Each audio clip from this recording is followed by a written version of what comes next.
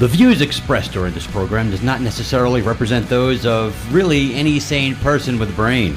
Listening to this program may actually kill brainwaves and make you dumber than you may already be. Listener discretion is advised. Really, because this show sucks to begin with. Hello, Powers. Hello, Porterhouse. How are you, sir, today? You know what? When the fantasy fat guys can come right at you, I am festive. Absolutely. I'm trying to gain weight to really get into the holiday season. Are you going to play Santa? I don't need no pads like the guy in Miracle on 34th Street. Yeah. You went to the gym today, though. Very proud of you.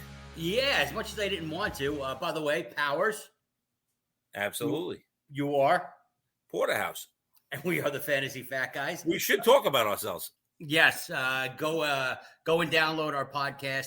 I mean, go ahead and do it. I mean, we've been daring you to do it for like 3 months now, and you still won't do it. This is week 15. Yes, week 15, and I think we had 5 downloads last week. But there's got to be. I mean, other things are going out. I mean, I don't know. People are listening, I think. No? I hope. If nothing else. They're listening and betting on what I've been giving you lately. I've been pretty good. Right. Well, make sure this is the pre-Christmas show. So next week, join us for the Christmas show. It's an extravaganza. We've got a big event going on, right? I'm going to wear a Christmas hat that you won't see. Well, yeah, but it's just like Oprah. I mean, we're giving stuff away. Yes, to our listener. Absolutely. It's going to be fantastic. It's going to be unbelievable. Kevin, you're going to clean up. Clean up. Kevin, you're in. You're in, buddy. So anyway, you can also go to our Facebook page, which you've never done anyway. We'll pop some information on there. You can make some comments, which you never do anyway. But it's there, I guess. I guess it's nice to know it's there. It's good to know when you have options. It's nice to know. It makes you feel safe, comforting you, calling out to you. Like the guarantee on the box. Yeah. Well, I can sell you a guaranteed piece of. Exactly. Try not to curse. I could get a good look at a T-bone by sticking my head up a bull's hiney. But I'd rather take his word for it. Yeah. So anyway, welcome to the show. And we've got a lot of stuff going on.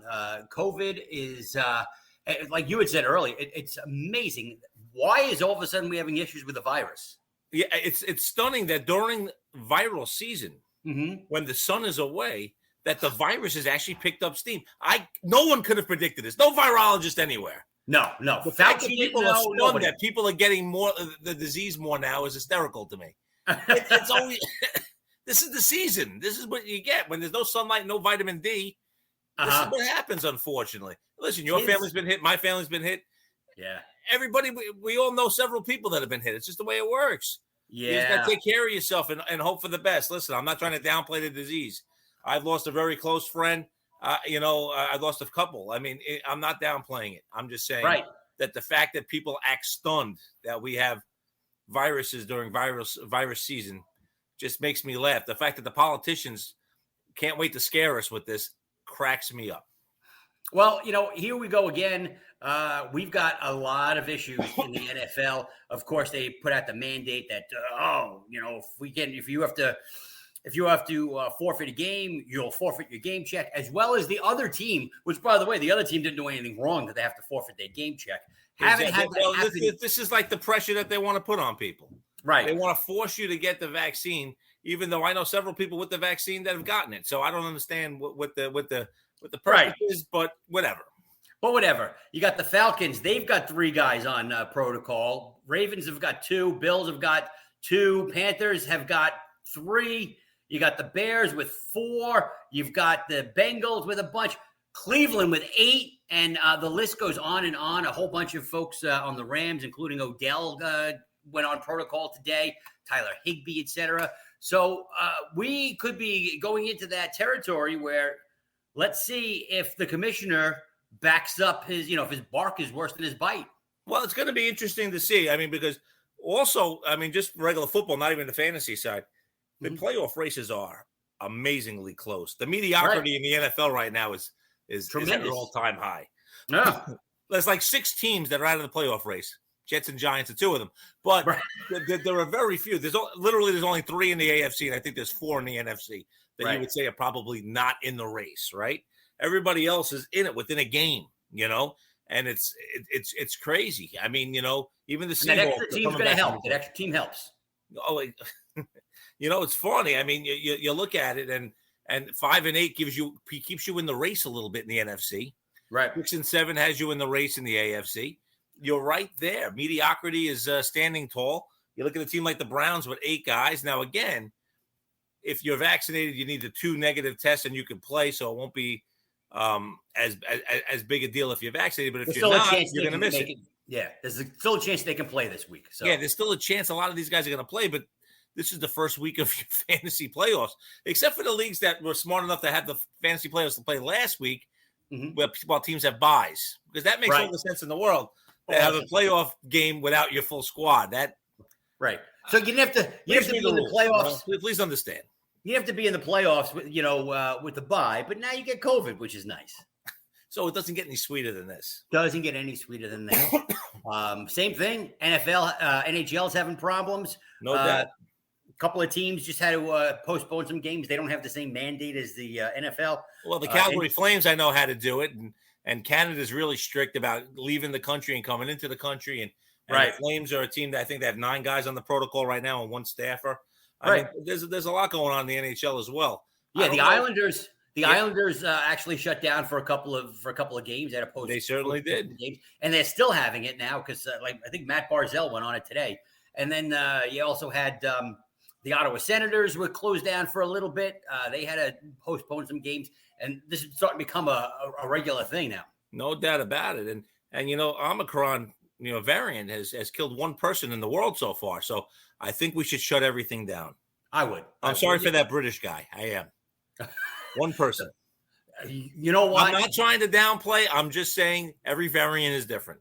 I got to tell you, though, the English guy, his dentist is upset. I'm sure. He's making money hand over fist. I get it. I have bad teeth.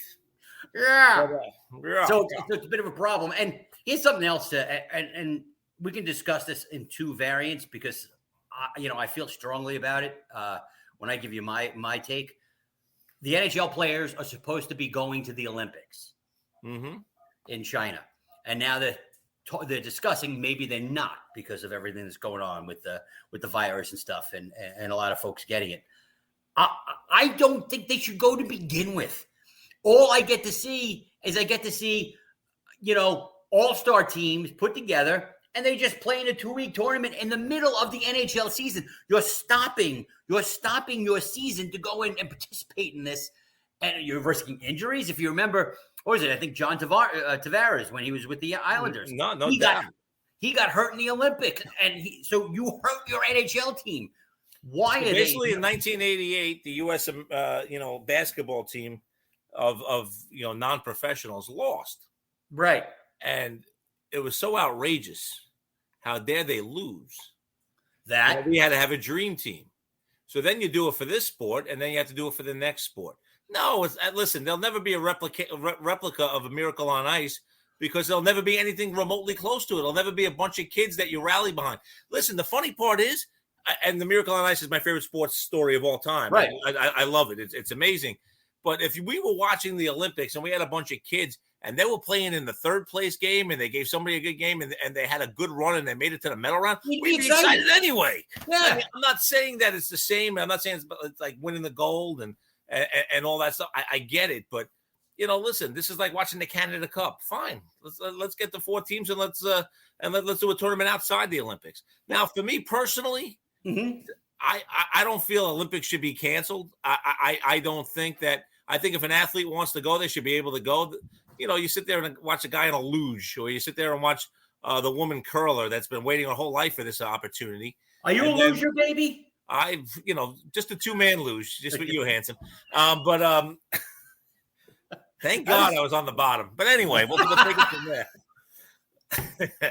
Nice. I don't think that it's I am very big on people's personal choices in this country, so I don't really believe that we should tell who and when people should be able to go. At the same time, I found it ironic that it was in China, but it's just what could go wrong? Crazy me. Listen, I don't think the NHL players should be there. The huge hockey fans are like, they want to watch the All-Star games. They want to watch, Russia and Slovakia and Canada and the Czechs and the Americans and Swedes and Finns and all these great countries battle each other. I get it. It's kind of fun. And if it was on, I'd watch it. But but I don't think you take the risk of letting the pro guys. And I don't think it's as much fun as watching the young kids play anyway. And you're stopping the season. Here's another thing. You're also increasing the opportunity for injuries because now these teams are playing a lot more back-to-back games so they can keep the season condensed. No doubt. With the extra 2 weeks. And it is just not worth it. It is not fun. You know what? Even though they lost and they got their butts handed to them, I would like watching Pat LaFontaine play in the Olympics. Absolutely. Remember coming around in 84 and it was, right after 80, so everyone thought there would be a magical thing again. And it wasn't. Right. No, LaFontaine was great. He was the captain of that U.S. team. I remember, what was it, 80? Was it 84, I guess? And then 88 was LeBlanc. Wade LeBlanc was the goalie and stuff. Charlie Zalapsky, I think, was on the team. Stuff like that. I mean, listen, but you want to watch the guys that gave up their NHL seasons for the year because they wanted to play on the Olympic team. That's pretty cool to me. This is like, an all-star game. Listen, if it happens and they all play, I'll watch it. Trust me, I'll be into it. I'll be rooting for the U.S. I'll be, the whole thing. But no, it just seems like I hate ruining a season where these guys are getting paid by the fans, by their ownerships and stuff like that to play, and then they get banged up, with, as the hockey terms, a lower body injury, an upper body injury. They couldn't be more nondescript with these injuries half the time. What happened? Did your testicle come off? Basically, lower body industry scares the shit out of me, or crap out of me, I should say. There you go. But if somebody, says that's the ankle, I feel a little bit better about it. I don't know, it's just me. What's the big secret? I don't get the hockey injury report. It's like Bill Belichick's doing it. It really kind of cracks me up a little bit. But I mean, listen, the Olympics, I don't watch curling on the side, like on a weekly basis. But when it's on during the Olympics, I watch it. Oh, dude. And it's a fun sport to watch. I can't get enough of it. Last night, I'm flipping the channels. They had like the World Tag Championships. They were playing. And you watched it for a little bit. And you were rooting. It was fine. You take a side. You're like, I'll root for the guy in the yellow. Why not? It was more disbelief than anything else. Like they're watching. I'm watching tag, and it's not even on the Ocho. It's like on 2. I do think beach volleyball should be in the Summer and Winter Olympics, but that's just me. Female only. That's just me. I'm old school. I understand that. I actually, you know what? I mean, we're not talking Summer Olympics right now, but I make a joke about this, but the fact that the women have to wear those outfits and they have to wear those outfits is pretty pathetic, actually, when you break it down. It's good for us. Right. I feel bad for them that they have to sit there walking around with a wedgie on the beach while everybody's sitting there watching it, pretending they're watching volleyball. It's just ridiculous. Are you going to watch it if they're wearing burqas? No. Probably not. But it's an Olympic sport, and they should be appreciated for the skill. If the guys were wearing Speedos, I wouldn't be watching that either. But anyway, it's me. Nice. Just the way it goes. Just the way it goes. Wear long shorts and let everybody smile. But anyway, I'll move on from that. There you go. Steph Curry going for a record tonight. Always everybody breaks it against the Knicks. Again, I've said it before. I don't really care for the NBA. I like my team sports about team. But this is the ultimate individual record. He's gonna break it tonight. And, listen, the league plays no defense now, so it's kind of fun. You get to stand there and shoot threes. It's pretty exciting. Come off the screen. It's not like Michael Jordan or Reggie Miller or any of those guys used to get mugged. These guys it's like watching 5-on-5 horse. It's really kind of fun to watch. It's like watching the All-Star game every night. Right. It's a blast. Nobody defend. Please, the one hard foul, then there's a fight. Oh, my God. Right. But a bunch of guys that can't throw punches. It cracks me up a little bit. Not a lot of baseball news, but here in New York, locally, it's down to 3 for the Mets. It's going to be either Showalter, the guy from Houston, Espada, and the guy from Tampa, whatever his name is. Yeah, it's going to be Showalter, I believe. 100%. I mean, that's who Scherzer wants, and he's been here for about 6 minutes, so he should make the call. I think he's going to actually be paying him a small portion every start from his salary. It's going to be fun to watch Buck not listen to the GM. Right, dude. It'll be worth watching for me because I hate the GMs in charge anyway. I still can't believe Scherzer's going to make like $1.3 million per star.